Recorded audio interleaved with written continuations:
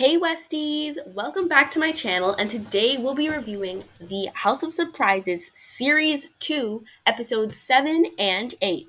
Before I get started with the review, thank you so much for all the love and support I've been receiving, and you guys were definitely a big part of my comeback.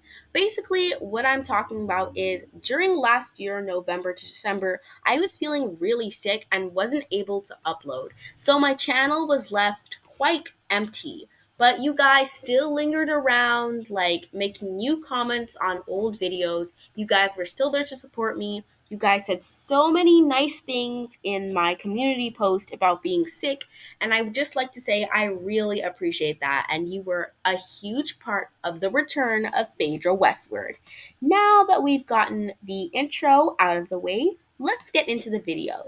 Now, besides House of Surprises making a comeback being a great reason to review the series, especially since LOL OMG just released Sunshine Makeover, the entire collection, making them more relevant now than ever, I have decided to review the series simply because I think it's going downhill.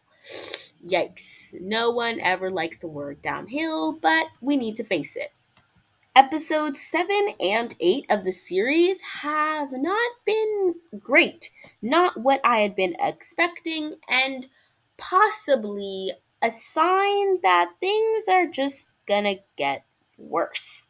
What I mean by this is the first 5, 6 episodes of the LOL OMG House of Surprises Series 2 had an overarching plot about the mall. And I felt, okay, so that's what they're gonna do this season.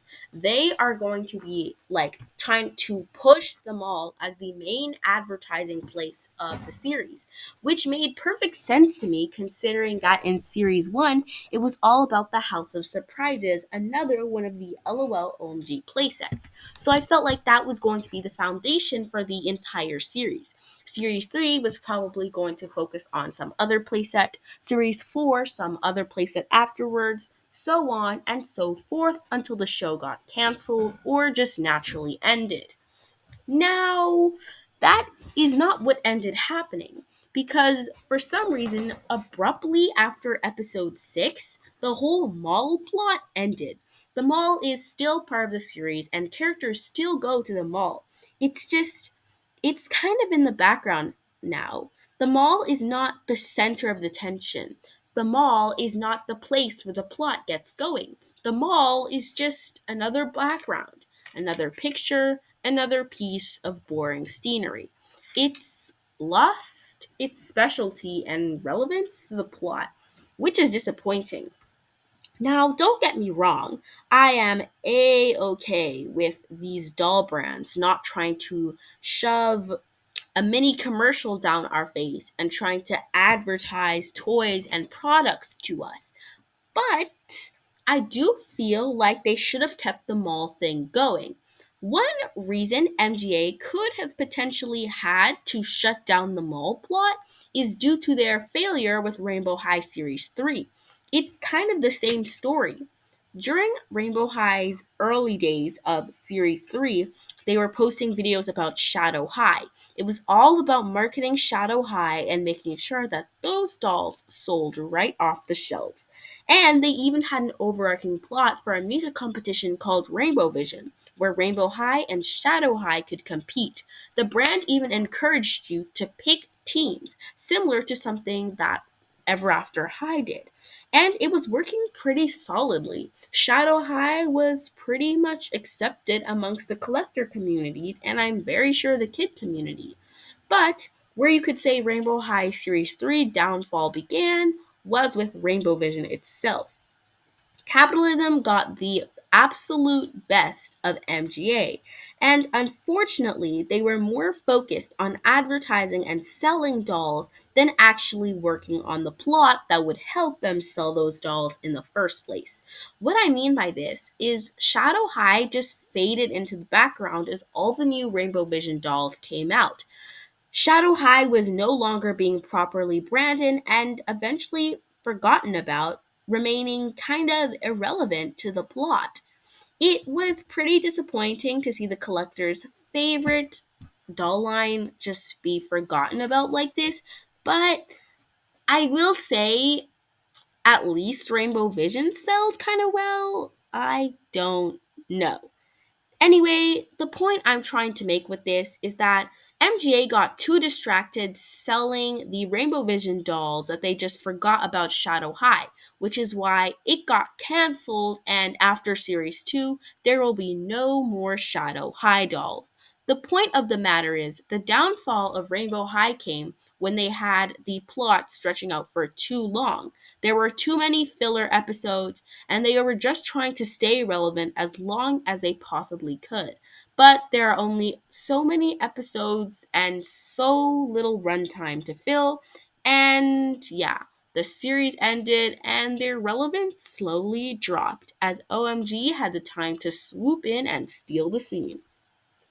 What I'm trying to say with this is that MGA could possibly be cutting the mall plotline short in an attempt to not repeat after their sister brand Rainbow High. Basically, MGA is trying to make LOL OMG like have the plot be sweet and short and then move on quickly so that the fans can't say that they're stretching out the plot for too long. I personally feel like I do not feel as though the mall plot, could take us to the end of the series. I feel like there would have to be some filler episodes here and there. I just feel like the mall series plot could have definitely been stretched out for just a little bit longer.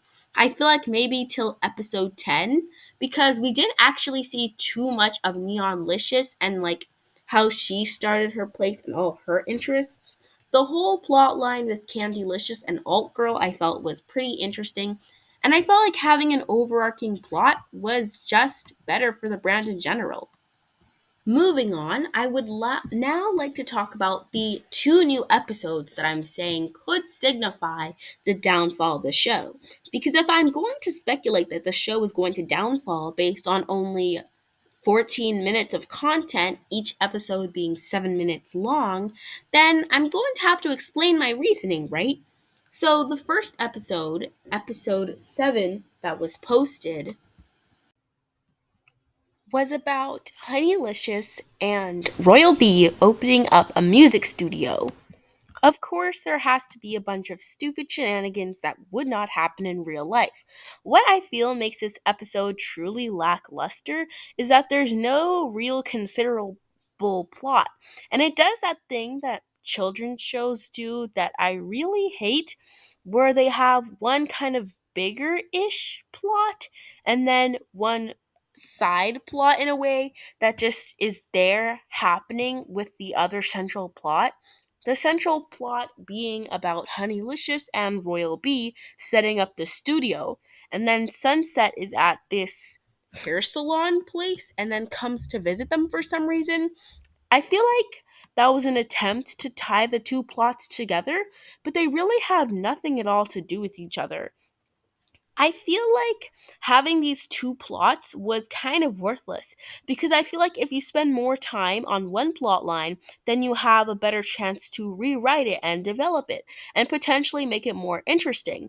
Not that two people setting up a recording studio could ever be all that interesting, especially in a kid show made to advertise products to kids, but I mean, maybe it could have been potentially better.